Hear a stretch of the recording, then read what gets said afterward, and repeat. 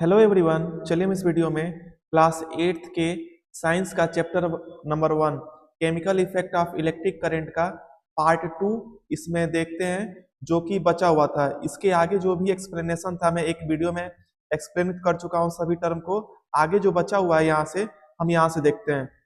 देखिए next heading है इसमें वर्किंग ऑफ इलेक्ट्रोलाइटिक सेल। अब देखो इसको मैं थोड़ा सा समझा दूं, पहले मैं बताया हूं लेकिन फिर से रिवाइज करा दूं। अगर यहाँ पे पॉजिटिव चार्ज है, जैसे है ना ये सेल है, यहाँ पे पॉजिटिव चार्ज नेगेटिव चार्ज, तो चार्ज को क्या बोलते हैं? पॉजिटिव चार्ज को हम कैटायन बोलते हैं, वही नेगेटिव चार्ज को क्या बोलते हैं? एनायन बोलते हैं। और जैसे अगर ये रॉड लाइक स्ट्रक्चर है जो ऐसे डंडा टाइप का है, ये इसे हम इलेक्ट्रोड बोलते हैं। इलेक्ट्रोड बोलते हैं इसका नाम, इलेक्ट्रोड। और इलेक्ट्रोड में अगर पॉजिटिव टर्मिनल है तो पॉजिटिव टर्मिनल के इलेक्ट्रोड को हम लोग बोलते हैं एनोड। क्या बोलते हैं? एनोड। और नेगेटिव टर्मिनल, एक पॉजिटिव टर्मिनल होगा एक नेगेटिव टर्मिनल है, नेगेटिव टर्मिनल के इलेक्ट्रोड को देखो इसे इलेक्ट्रोड बोलेंगे, पॉजिटिव टर्मिनल को एनोड, और नेगेटिव टर्मिनल को क्या बोलेंगे? कैथोड। क्या बोलेंगे? कैथोड। एक चीज ध्यान रखना, यहाँ पे सी से नेगेटिव टर्मिनल कैथोड है लेकिन चार्ज में उल्टा हो जाता है एनायन। यहाँ पे प्लस में एनोड है टर्मिनल लेकिन चार्ज में आपका कैटायन हो जाता है, इस चीज का ध्यान देना। और जो पानी है ना, पानी जिसमें चार्जेस फ्लो होती हैं, इस पानी को हम लोग बोलते हैं इलेक्ट्रोलाइट। इलेक्ट्रोलाइट। अब देखिए क्या पढ़े हैं, इलेक्ट्रोड हो गया ये दो खंभा लायक, इसमें माइनस वाला कैथोड प्लस वाला एनोड, ये पानी जो है इलेक्ट्रोलाइट हो गया।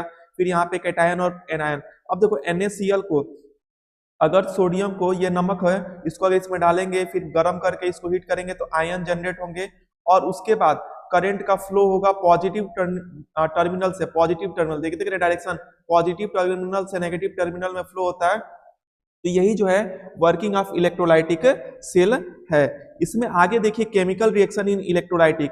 अगर देखो पानी में NaCl मिलाया गया है और यहाँ पे अगर हम यहाँ पे बैटरी कनेक्ट किए हुए हैं तो आपका चार्ज जो है आपका प्लस से माइनस फ्लो होता है, और वही इलेक्ट्रॉन दूसरे डायरेक्शन में फ्लो होते हैं, माइनस से प्लस।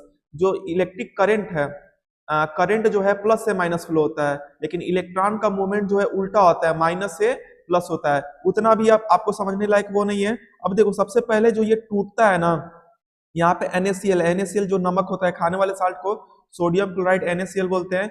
NaCl जब पानी में डालेंगे, जब ये इसमें डिसॉल्व होगा तो इसमें का जो ये नेगेटिव चार्ज है, नेगेटिव चार्ज की प्रॉपर्टी होती है कि ये पॉजिटिव के पास जाता है। ये कैथोड क्या है, सॉरी ये एनोड क्या है? एनोड जो है आपका ये पॉजिटिव टर्मिनल है, तो पॉजिटिव टर्मिनल के पास ये नेगेटिव बोला जाएगा। और Na आपका पॉजिटिव टर्मिनल, तो ये किसके पास जाएगा? नेगेटिव के पास। ये नेगेटिव टर्मिनल है और ये पॉजिटिव टर्मिनल है, तो पॉजिटिव टर्मिनल के पास माइनस वाला, और और ये नेगेटिव टर्मिनल कैथोड के पास कौन जाएगा? प्लस वाला जाएगा। और इसका रिएक्शन क्या होता है? जैसे Na है, ये क्या करता है, जो सोडियम है ये आपका इलेक्ट्रॉन गेन करता है और Na हो जाता है, और ये क्लोरीन जो है ये इलेक्ट्रॉन लूज करता है, इसलिए यहाँ पे माइनस साइन होता है, और जो देता है, जो गेन करता है उसके पास क्या होता है? प्लस साइन होता है। तो ये इसका रिएक्शन हो गया। आगे देखिए इलेक्ट्रोलाइसिस क्या होती है। इलेक्ट्रोलाइसिस ये प्रोसेस होती है, ये एक मेथड होता है जिसके वजह से केमिकल रिएक्शन होता है, जिसके वजह से केमिकल रिएक्शन होता है। और ये कैसे होता है? अगर हम इलेक्ट्रिक करंट पास करेंगे इलेक्ट्रोलाइट में, देखो ये पानी है ना, पानी को बोला था कि इलेक्ट्रोलाइट बोलते हैं। अगर यहाँ से बैटरी, हम ये देखो ये खुला हुआ है, अगर इसको जोड़ देंगे तो यहाँ पे करंट पास होगा, प्लस से कहाँ जाएगा? माइनस, प्लस से माइनस जाएगा, और यहाँ पे केमिकल रिएक्शन ऑकर करेगा, तो इसी को हम क्या बोलते हैं? इलेक्ट्रोलाइसिस बोलते हैं। इलेक्ट्रोलाइसिस सिंपल चीज है। इलेक्ट्रोलाइसिस में क्या होता है? इलेक्ट्रोलाइसिस एक प्रोसेस है जिसके द्वारा केमिकल रिएक्शन होता है, और इसमें इलेक्ट्रिक करंट पास होती है इलेक्ट्रोलाइट से। इलेक्ट्रोलाइट मतलब ये पानी से, और ये पॉजिटिव टर्मिनल से नेगेटिव टर्मिनल आपका इलेक्ट्रिक करंट क्या होता है? फ्लो होता है। और इसका जो सिस्टम था मैं पीछे एक्सप्लेन कर चुका हूं। और इसमें देखिए आगे देखिए यूजेज ऑफ इलेक्ट्रोलाइटिक्स। इलेक्ट्रोलाइट जैसे ये पीछे में इसमें एक्सप्लेन किया था ना, अगर NaCl है तो पॉजिटिव वाला पॉजिटिव चार्ज वाला नेगेटिव टर्मिनल पे जाएगा, नेगेटिव चार्ज वाला पॉजिटिव टर्मिनल पे जाएगा। तो ये सब इलेक्ट्रोलाइसिस के प्रोसेस हैं। देखिए नेक्स्ट है इसमें यूजेज ऑफ इलेक्ट्रोलाइसिस। अभी मैं पीछे बताया ना इलेक्ट्रोलाइसिस क्या होता है, अब यहाँ देखेंगे कि इलेक्ट्रोलाइसिस का यूज क्या होता है।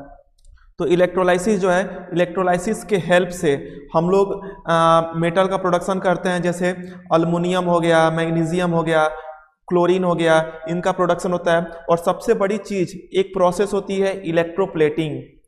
इलेक्ट्रोप्लेटिंग अभी मैं आगे बताऊंगा इलेक्ट्रोप्लेटिंग को डिटेल में कि क्या होता है इलेक्ट्रोप्लेटिंग प्रोसेस। बस आप ये समझिए कि अगर एक मेटल है उस पर दूसरे मेटल का कोटिंग चढ़ाना, दूसरे मेटल का लेयर चढ़ाना की प्रोसेस को क्या बोलते हैं, इलेक्ट्रोप्लेटिंग बोलते हैं।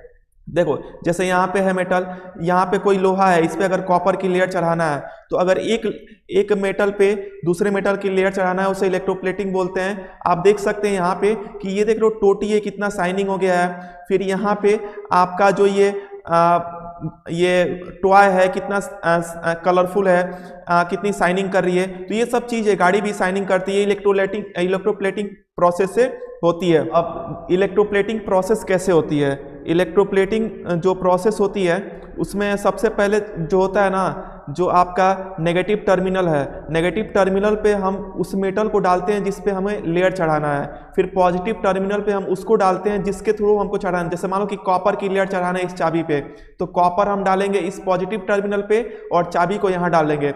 फिर जब ये यहाँ से करंट जब फ्लो होती है, ये स्विच अभी खुला हुआ है, जब बंद होगा करंट फ्लो होगा तो पॉजिटिव से नेगेटिव टर्मिनल ऐसे फ्लो होगा और यहाँ से कॉपर टूट के, और ये तुम्हारा जो भी यहाँ पे अगर लोहा है चाहे या चाबी रहे, तो चाबी पे धीरे धीरे आपका ये लेयर चढ़ना चालू हो जाएगा। तो यही प्रोसेस क्या होता है, इलेक्ट्रोप्लेटिंग होती है। यहाँ पे देखो आप अच्छे से देख पाओगे, देखो यहाँ पे जैसे मान लो कि ये कॉपर का मेटल है, कॉपर के मेटल है, और यहाँ पे लोहा है, लोहे के पार्टिकल पे हमें यहाँ पे कॉपर की ऊपर एक कोटिंग चढ़ानी है। तो कैसे हम चढ़ा सकते हैं, क्या हम चढ़ा सकते हैं, इसको हम जो है जिसको चढ़ाना है, जैसे मान लो कॉपर चढ़ाना है तो इसको पॉजिटिव टर्मिनल पर रखेंगे, फिर यहाँ पे नेगेटिव टर्मिनल पर रखेंगे जिस पे चढ़ाना है, और हम करंट को फ्लो कराएंगे तो पॉजिटिव टू नेगेटिव करंट जो फ्लो होगा तो यहाँ पे प्लेटिंग आपकी जो है शाइनिंग आ जाएगी इस मेटल पे। और ऐसे आप देखते हो ना कोई अगर मान लो कि सिल्वर है, चांदी है, चांदी पे भी सोने का लेयर चढ़ जाता है, वही ये सब इसी प्रोसेस से होता है इलेक्ट्रोप्लेटिंग से। आप यहाँ देख सकते हो यहाँ पे कि ये टोटी देख रहे हो कितना शाइनिंग है, जैसे लोहा का होगा लेकिन ऊपर जो है स्टील का कोटिंग चढ़ जा रहा है। यहाँ पे टॉय देख रहे हो लग रहा है कि सोने की तरह है, तो ऊपर जो है सिल्वर की इस पे कोटिंग चढ़ जा रही है, चाहे गोल्ड की कोई भी चीज़ है हम ऊपर कोटिंग चढ़ा सकते हैं। और ये प्रोसेस जो होती है वो इलेक्ट्रोप्लेटिंग प्रोसेस होती है। इसमें जो आपका लास्ट हेडिंग है एप्लीकेशन ऑफ इलेक्ट्रोप्लेटिंग। इलेक्ट्रोप्लेटिंग का यूज कहाँ होता है, तो गाड़ियों में यूज करते हैं, ज्वेलरी में तो बहुत ज़्यादा, सोना बहुत महंगा है, तो मान लो कि कोई चांदी का है और उसके ऊपर सोने की लेयर चढ़ा दो, वो लंबे टाइम तक टिकता भी है, तो ज्वेलरी में यूज किया जाता है। आपका गाड़ी को शाइनिंग करने में यूज किया जाता है। आप देखते हो छोटे छोटे चिप पे दूसरे मेटल जो चढ़ाए जाते हैं ना, तो यहाँ पे पतले पतले मेटल के स्ट्रिप चढ़ाते हैं, तो ये भी यहाँ पे भी इलेक्ट्रोप्लेटिंग टेक्निक यूज होती है। और ये रस्टिंग से भी बचाता है और इससे बहुत ही इफेक्टिव शाइनिंग भी अच्छा देखने में लगता है। ये था इस चैप्टर के सभी टर्म के एक्सप्लेनेशन। मिलेंगे हम आपसे नेक्स्ट चैप्टर के ऐसे ही